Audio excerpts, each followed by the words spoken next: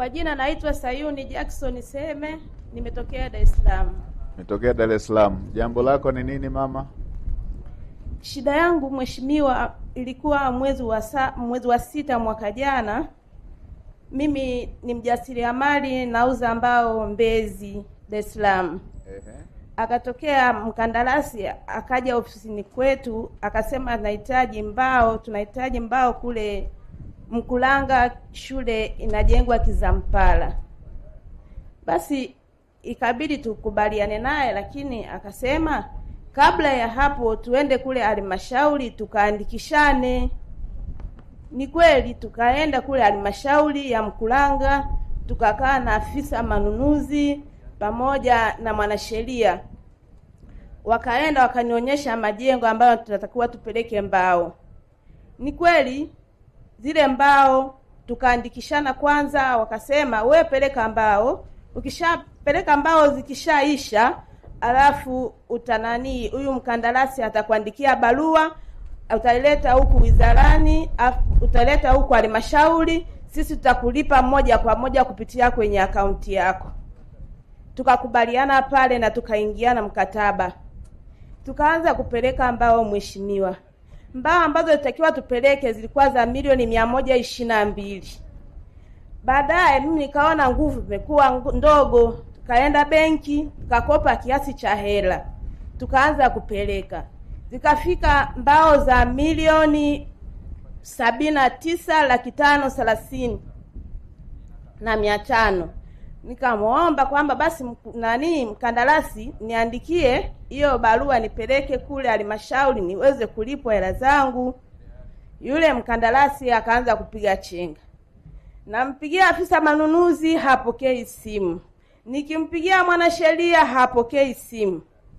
Nimefuatilia nikaona hakuna majibu. Ikabidi niende kule tuko kaa kikao. Sijawakuta. Nikaenda kwa mkurugenzi. Nikamkuta mkurugenzi, nikamuelezea, akaniambia sawa, swali lako ngoja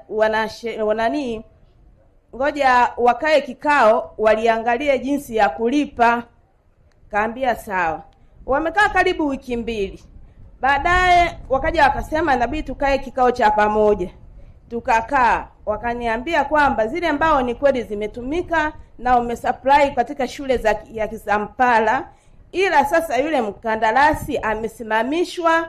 Sasa hivi kama nataka madai ya milioni 79,530, nenda mkawashtaki mahakamani, ndio utapata haki yako huko. Nikiangalia sasa mheshimiwa, benki inanidai, wanataka kuniuzia nyumba yangu. Ukienda kwa mkandarasi anakuambia sina hela. Ukienda halmashauri wanakujibu hivyo, wakati wao ndo walioniaminisha kwamba tutalipa moja kwa moja. Ndio maana hata kampuni yetu ya Masayuni ikakubali kupeleka kusupply zile mbao. Kwa mpaka sasa hivi hatuelewi. Na diko mimi na pia kuna wenzetu ambao pia waliyasupply mpaka magrili, wamesupply matofali, nao wanalia.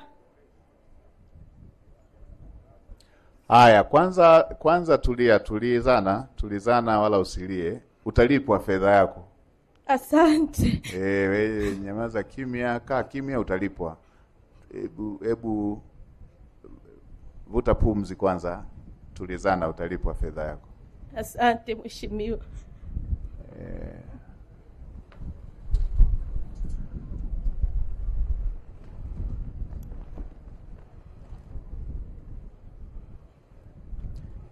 Rasi, mpigie rasi wa Pwani. Njoo hapa uonane na katibu tawala wa Pwani. Asante mheshimiwa. wa Singida. Mpigie rasi mwenzako wa Pwani. Mpigie mpaka inapofika Juni 30 wamlipe huyo mama.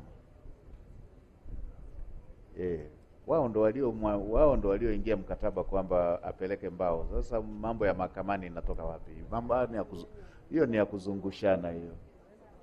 Huku wanadaiwa benki, huku watafute fedha ya kwenda mahakamani. Ya wapi si inajulikana? Kwani utata huko wapi?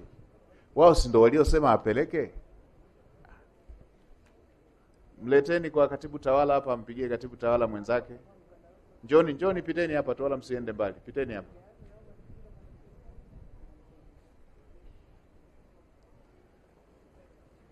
Mnipatie namba ya mama huyu pia, ili wakisumbua ni mwelekeze waziri wa fedha akate kuanzia wizarani huku.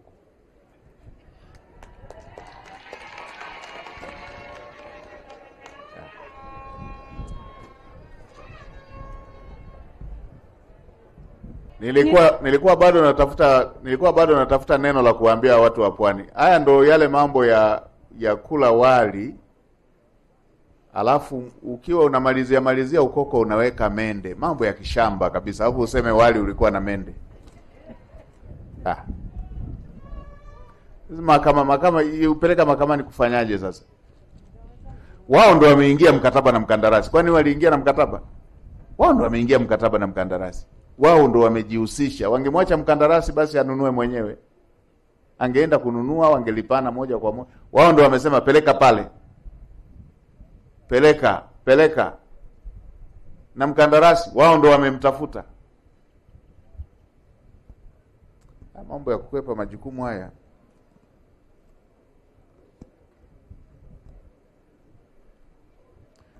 Sijui hizi ziara nianze kutumia helikopta niende maeneo mengi hapa. Natamani kesho niende pale.